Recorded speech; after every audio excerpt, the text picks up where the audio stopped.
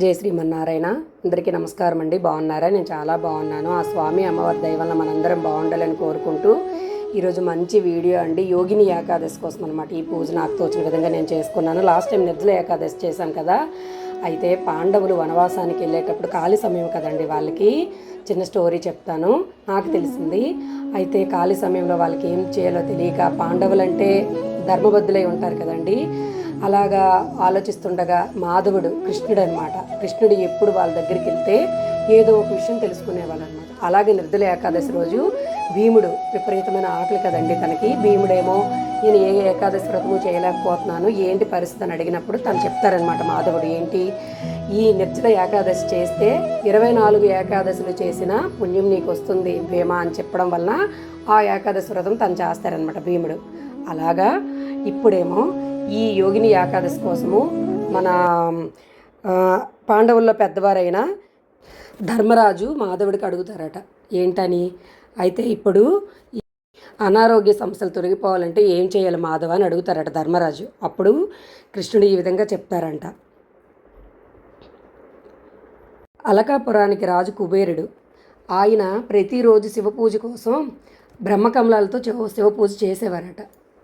శివారాధన ఎక్కువ చేస్తుండేవారు కుబేరుడు. అయితే ఒక సేవకుడిని ఏర్పాటు చేసుకున్నారనమాట ఆయన. ఏంటి, ఈ పుష్పాలను తీసుకురావడానికి. ప్రతిరోజు ఈ సేవకుడి పేరు ఏంటి అని అంటే హేమామి. ఈ హేమామి ప్రతిరోజు సూర్యోదయానికి ముందే లేచి మానస సరోవరానికి వెళ్ళి బ్రహ్మకమలాలను తెచ్చి శివపూజ కుబేరుడికి అందించేవారట. అయితే ఒకరోజు కుబేరుడి పూజకి బ్రహ్మకమలాలు రాలేదట. అప్పుడు భటులను పిలిచి కుబేరుడు పంపించారట, ఏమైందో చూసి రమ్మని చెప్పి. ఆ హేమామికి విశాక్షి అనే అందమైన భార్య ఉండేదట. ఆ భార్య వ్యామోహంలో పడి ఈ పువ్వులు తీసుకురావాల్సిన సంగతి మర్చిపోయాడట హేమామి.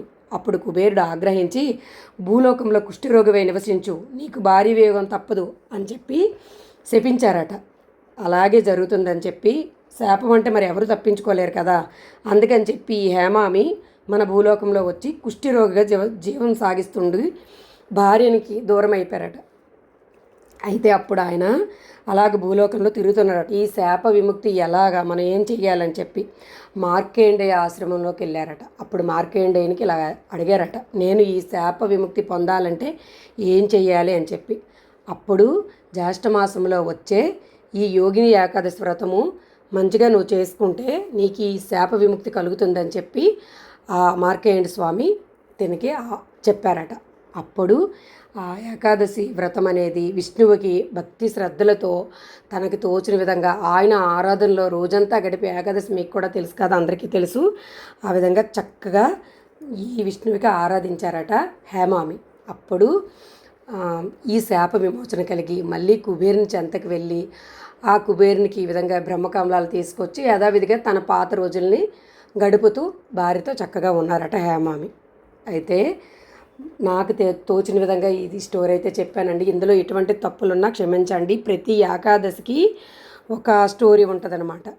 అది నేను ఇప్పుడు మీకు పిండి దీపాలు చూపించాను కదా, ప్రతి శనివారం చేసుకుంటే చాలా మంచిదండి. ఏకాదశిలో అప్పుడైతే ఇంకా మంచిది.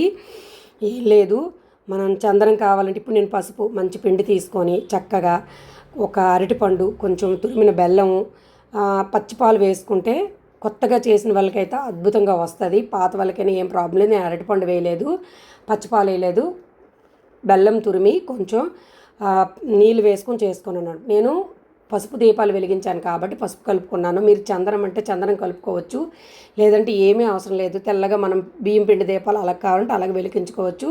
చాలా రకాలుగా ఈ నామాలు దిద్దుకోవచ్చు. నేను లాస్ట్ టైం మీకు ఇక్కడ తులసి స్టిక్ చూపించాను కదా చిన్నది, ఆ స్టిక్తో చక్కగా నేను ఈ నాకు తోచిన విధంగా ఇలా అద్దుకున్నాను అనమాట. మొన్న మీకు తులసిమాల ఒకటి చూపించాను కదా లాస్ట్ వీడియో, మీరు ఎవరైనా సండే వీడియో చూస్తే మీకు అర్థమవుతుంది అనుకుంటాను. పవిత్ర చేసిందని చెప్పాను కదా, అది తులసిమాల అండి. తులసి మనం ఇక్కడ నిద్రపోతే నేను తీస్తానమాట, మన పెరడులో తులసి కోసుకునేది, దాని నుంచి చిన్న చిన్న స్టిక్స్ తీసి తులసిమాల చేసిందనమాట పవిత్ర. ఏదో వీడియోలో చూసిందట. అయితే ఇది పెద్దలు చెప్పిన విధంగా నేను ఈ విధంగా పోస్ట్ చేసుకున్నానండి.